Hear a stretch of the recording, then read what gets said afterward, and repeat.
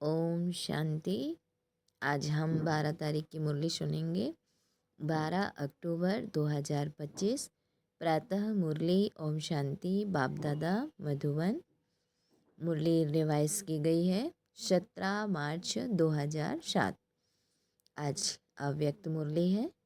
आज मुरली में बाबा ने सार में बोला, श्रेष्ठ वृत्ति से शक्तिशाली वाइब्रेशन और वायुमंडल बनाने का तीव्र पुरुषार्थ करो, दुआ दो और दुआ लो।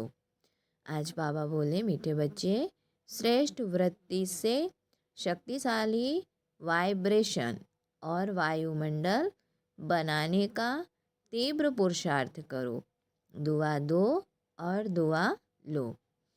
आज प्यार और शक्ति के सागर बाप दादा अपने स्नेही सिकिलधे लाडले बच्चों से मिलने के लिए आए हैं। सभी बच्चे भी दूर दूर से स्नेह की आकर्षण से मिलन मनाने के लिए पहुंच गए हैं। चाहे सम्मुख बैठे हैं, चाहे देश विदेश में बैठे हुए स्नेह का मिलन मना रहे हैं। बाप दादा चारों ओर के सर्व स्नेही सर्व सहयोगी साथी बच्चों को देख हर्षित होते हैं।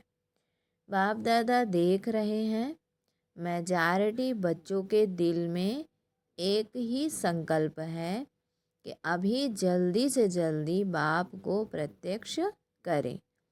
बाप कहते हैं, सभी बच्चों का उमंग बहुत अच्छा है, लेकिन बाप को प्रत्यक्ष तब कर सकेंगे जब पहले अपने को बाप समान संपन्न संपूर्ण प्रत्यक्ष करेंगे।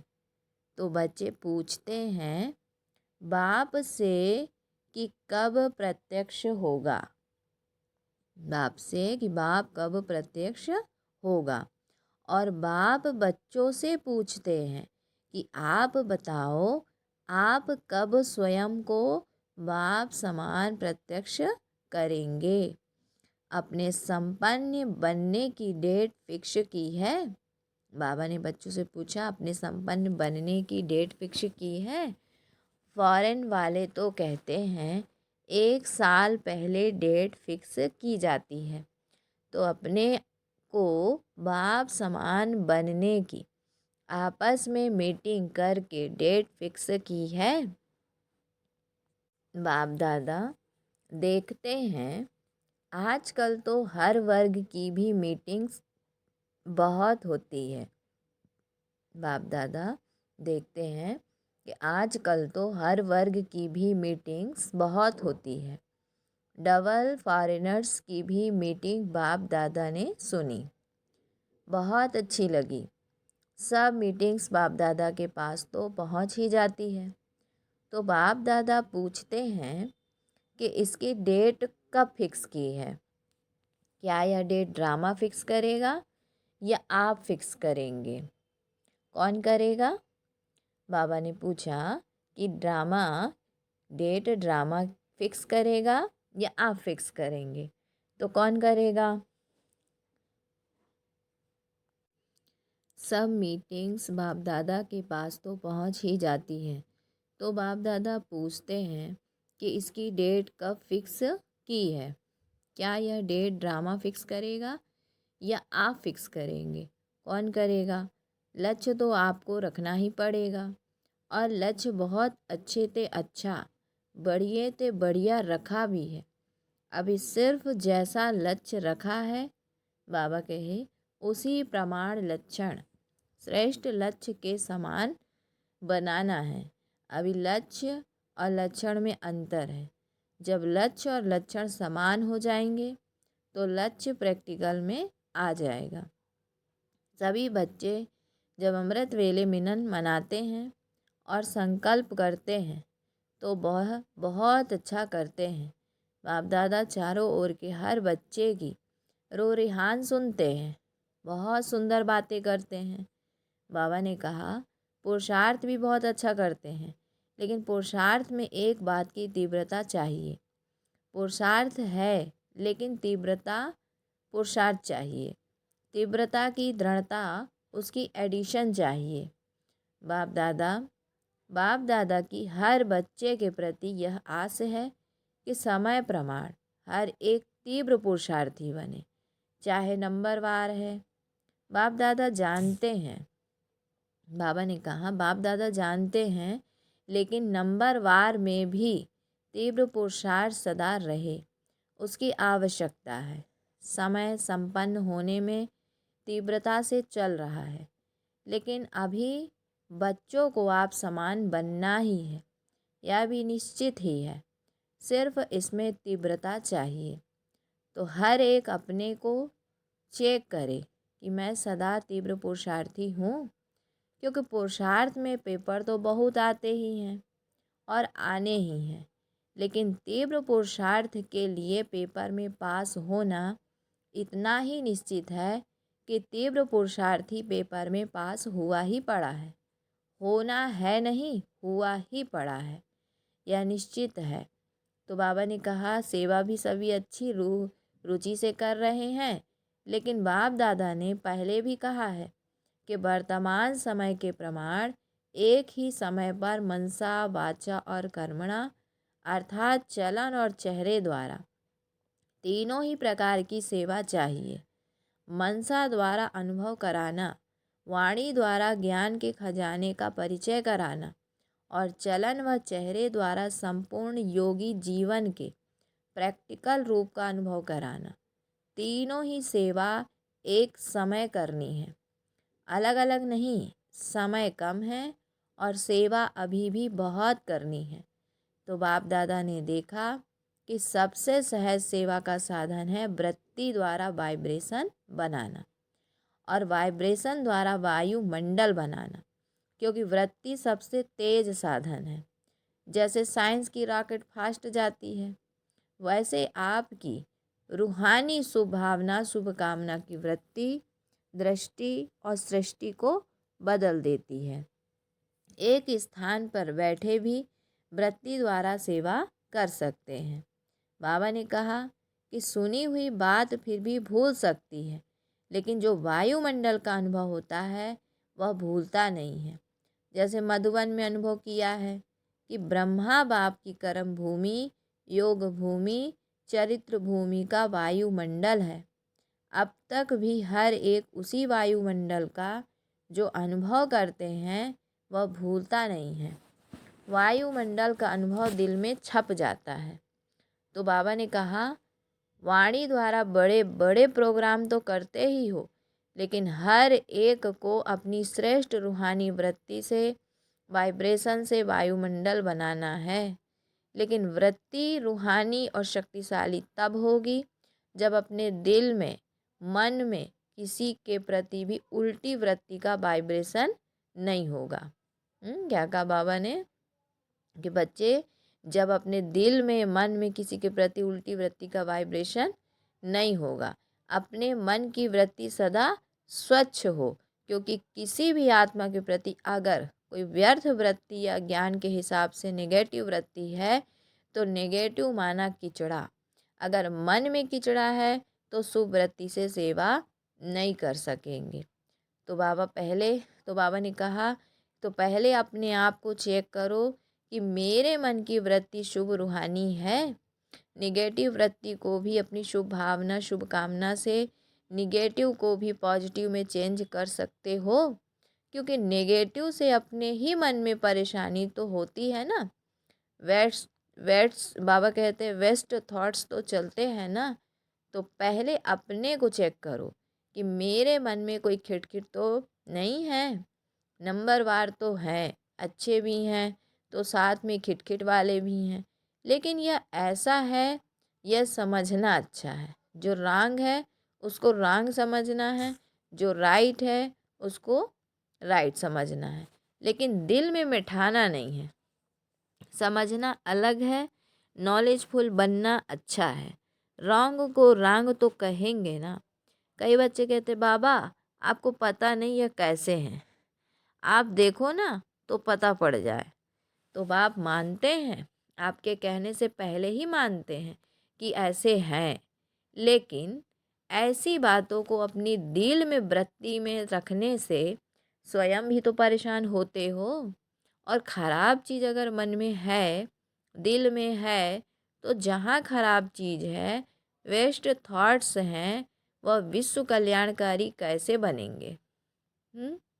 बाबा कहते हैं कि अगर इस तरीके से संकल्प विकल्प रहेंगे, वेस्ट थॉट रहेंगे, ख़राब चीज़ रखेंगे, तो विश्व कल्याणकारी कैसे बनेंगे? तो आप सभी का ऑक्यूपेशन क्या है? कोई कहेगा हम लंदन के कल्याणकारी हैं, हम दिल्ली के कल्याण, यूपी के कल्याणकारी, या जहाँ भी रहते हो, चलो देश नहीं तो सेंटर के कल्याणकारी हैं। बाबा ने कहा ऑक्यूपेशन यह सब यही बताते कि विश्व कल्याणकारी हो। तो सब कौन हो? विश्व कल्याणकारी हो ना? है तो फिर हाथ उठाओ। तो सभी ने उठाया। विश्व कल्याणकारी, विश्व कल्याणकारी। अच्छा, तो मन में कोई भी खराबी तो नहीं है? समझना अलग चीज़ है। समझो भले यह राइट है, यह रॉन्ग है, लेकिन मन में नहीं बिठाओ। मन में वृत्ति रखने से दृष्टि और सृष्टि भी बदल जाती है। तो बाप दादा ने होमवर्क दिया था। क्या दिया था? सबसे सहज पुरुषार्थ है कि जो सभी कर सकते हैं। माताएं भी कर सकती हैं, बूढ़े भी कर सकते हैं, युवा भी कर सकते हैं और बच्चे भी कर सकते हैं। वह यह विधि है, सिर्फ एक काम करो, किसी से भी संपर्क में आओ, दुआ दो और दुआ लो। चाहे वह बद्दुआ ही देता है, लेकिन आप कोर्स क्या कराते हो नेगेटिव को पॉजिटिव बदलने का? तो अपने को भी उस समय कोर्स कराओ। चेंज क्या है? चैलेंज है कि प्रकृति को भी तमोगुणी से सतोगुणी बनाना ही है। यह चैलेंज है ना? है। आप सब ने यह चैलेंज की है कि प्रकृति को भी सतो प्रधान बनाना है। बनाना है। कान हिलाओ, हाथ हिलाओ, देखो, देखा देखी नहीं हिलाना, दिल से हिलाना। क्योंकि अभी समय प्रमाण वृत्ति से वायुमंडल बनाने के तीव्र पुरुषार्थ की आवश्यकता है। तो वृत्ति में अगर जरा भी किचड़ा होगा तो वृत्ति से वायुमंडल कैसे बनाएंगे? प्रकृति तक उसका वाइब्रेशन जाएगा, वाणी तो नहीं जाएगी ना, वाइब्रेशन जाएगा। बाबा ने कहा वाइब्रेशन जाएगा और वाइब्रेशन बनता है वृत्ति से, और वाइब्रेशन से वायुमंडल बनता है। तो बाबा ने कहा कि मधुवन में भी सब एक जैसे तो है नहीं, लेकिन ब्रह्मा बाप और अनन्य बच्चों में वृत्ति द्वारा, तीव्र पुरुषार्थ द्वारा वायुमंडल बना है।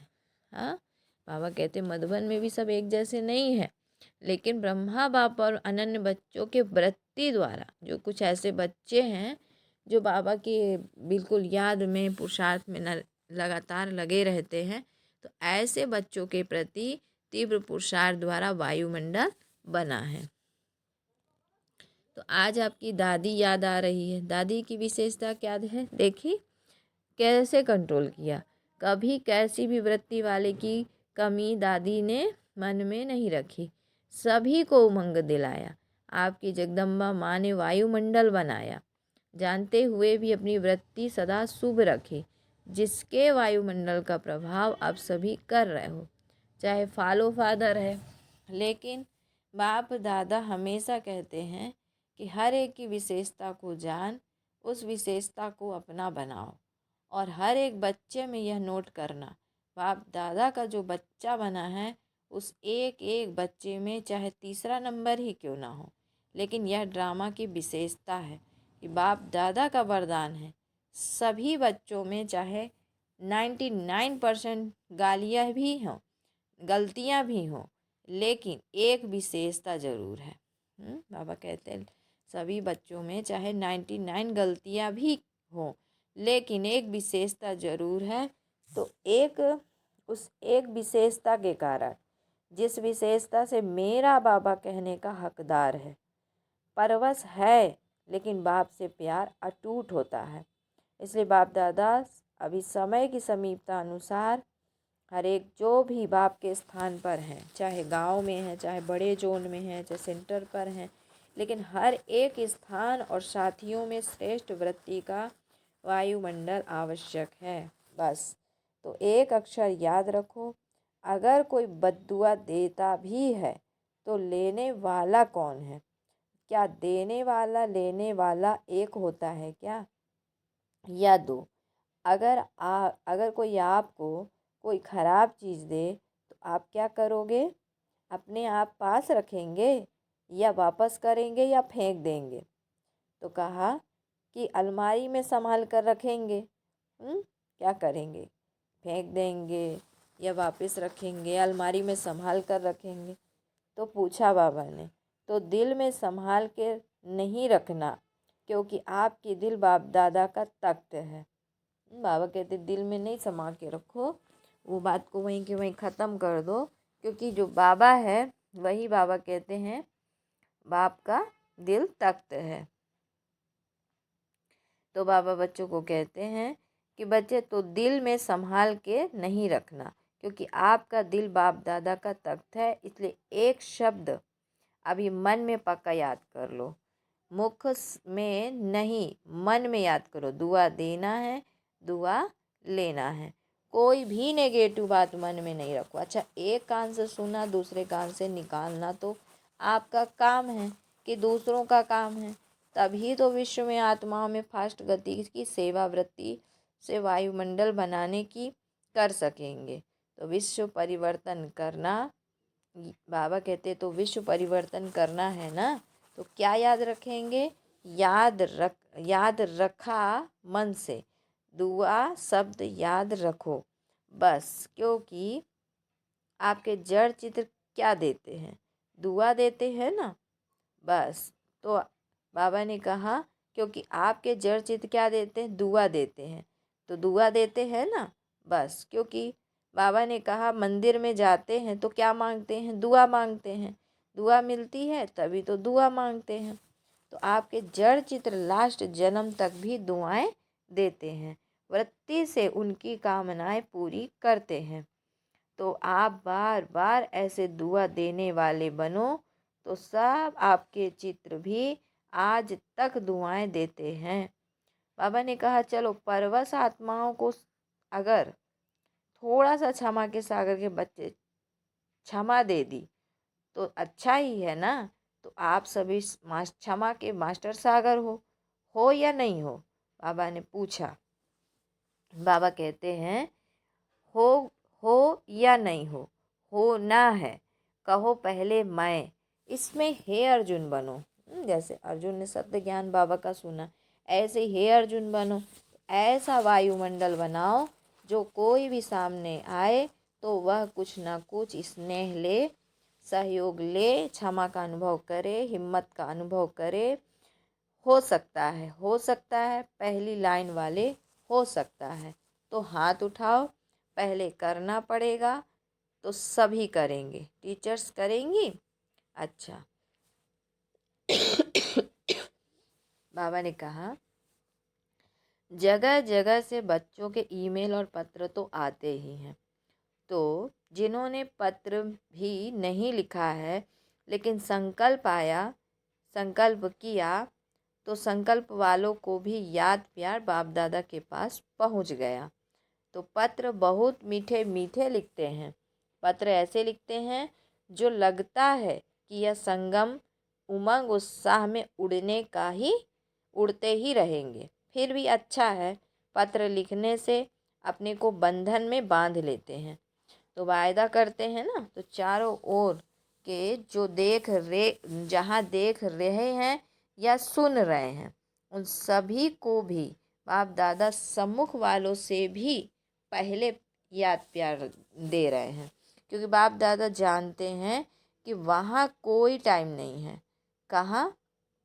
बाबा ने कहा कोई टाइम है, लेकिन बड़े अंजाम से बैठे हैं, बड़े उत्साह से बैठे हैं। बाबा ने कहा कि बाप दादा जानते हैं कि कहाँ कोई टाइम है, कहाँ कोई टाइम है, लेकिन सब बड़े उत्साह से बैठे हैं, याद में सुन भी रहे हैं, है ना। बाबा के बच्चे सभी बड़े उमंग उत्साह से बाप दादा की क्लास को सुन रहे हैं। तो बाबा ने कहा याद में सुन भी रहे हैं। अच्छा, तो सभी ने संकल्प किया, तीव्र पुरुषार्थ कर नंबर 1 बनना ही है। किया तो हाथ उठाओ। अच्छा, अभी टीचर्स उठा रही हैं, पहली लाइन तो है ही ना, अच्छा है। बाप दादा ने यह भी डायरेक्शन दिया कि सारे दिन में बीच बीच में 5 मिनट भी मिले तो उसमें मन की एक्सरसाइज करो, क्योंकि आजकल का ज़माना एक्सरसाइज का है। तो 5 मिनट में मन की एक्सरसाइज करो। मन को परम धाम में लेके जाओ। सूक्ष्म वतन में फरिश्तों को याद करो, फिर पूज्य स्वरूप को याद करो, फिर ब्राह्मण रूप को याद करो, फिर देवता रूप को याद करो। तो बाप ने कहा कितने हुए? 5। तो 5 मिनट में 5 यह एक्सरसाइज करो और सारे दिन में चलते फिरते यह कर सकते हो। बाबा ने कहा कि सारे दिन में इसे बाबा ने कहा चलते फिरते कर सकते हो।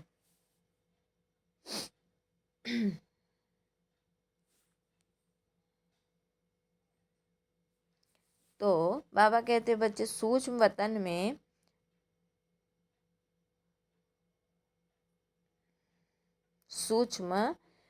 में फरिश्तेपन को याद करो, फिर पूज्य रूप याद करो, फिर ब्राह्मण रूप याद करो, फिर देवता रूप को याद करो। तो कितने हुए? 5। तो 5 मिनट में 5 यह एक्सरसाइज करो और सारे दिन में चलते फिरते यह कर सकते हो। तो इसके लिए मैदान नहीं चाहिए, दौड़ नहीं चाहिए और ना ही कुर्सी चाहिए। बाबा कहते हैं कि इसके लिए मैदान नहीं चाहिए, दौड़ नहीं लगानी है, ना कुर्सी चाहिए, ना सीट चाहिए, ना मशीन चाहिए। जैसे और एक्सरसाइज शरीर की आवश्यक है बल करो, उसकी मना नहीं है, लेकिन यह मन की ड्रिल एक्सरसाइज मन को सदा खुश रखेगी, उमंग उत्साह में रखेगी, उड़ती कला का अनुभव कराएगी। तो अभी अभी यह ड्रिल सभी शुरू करो। परम धाम से देवता तक बाप दादा ने ड्रिल कराई। परम धाम से देवता तक बाबा कहते हैं बाप दादा ने ड्रिल कराई। अच्छा, तो चारों ओर के सदा अपने वृत्ति से रूहानी शक्तिशाली वायुमंडल बनाने वाले तीव्र पुरुषार्थी बच्चों को सदा अपने स्थान और स्थिति को शक्तिशाली वाइब्रेशंस में अनुभव कराने वाले दृढ़ संकल्प वाली श्रेष्ठ आत्माओं को सदा दुआ देने और दुआ लेने वाले रहम दिल आत्माओं को सदा अपने आप को उड़ती कला का अनुभव करने वाले डबल लाइट आत्माओं को बाप दादा का याद प्यार गुड मॉर्निंग और नमस्ते। हम बच्चों का भी बाप दादा को याद प्यार गुड मॉर्निंग और नमस्ते। फिर बाबा ने बच्चों को वरदान दिया, विशाल बुद्धि द्वारा संगठन की शक्ति को बढ़ाने वाले सफलता स्वरूप भाव। बाबा ने कहा कि संगठन की शक्ति को बढ़ाना यह श्रेष्ठ ब्राह्मण जीवन का पहला श्रेष्ठ कार्य है। इसके लिए जब कोई बात मेजॉरिटी वेरीफाई करते हैं तो जहाँ मेजॉरिटी कम है, बाबा ने कहा जहाँ मेजॉरिटी